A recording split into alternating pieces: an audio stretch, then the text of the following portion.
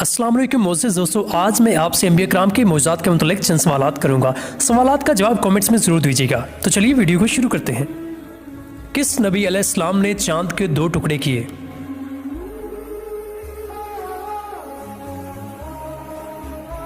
हमारे प्यारे नबी हज़रत मोहम्मद सल्लल्लाहु ताला अलैहि वसल्लम ने वो कौन से नबी हैं जिनके ज़मीन पर एड़ियाँ रगड़ने से जमजम का चश्मा फूट पड़ा?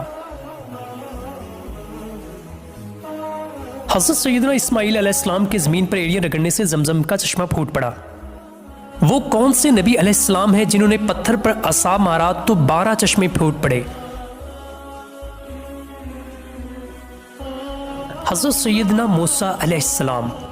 वो कौन से नबी अलैहिस्सलाम हैं जिन्हें काफिरों ने आग में डाला तो वो उन पर ठंडी हो गई?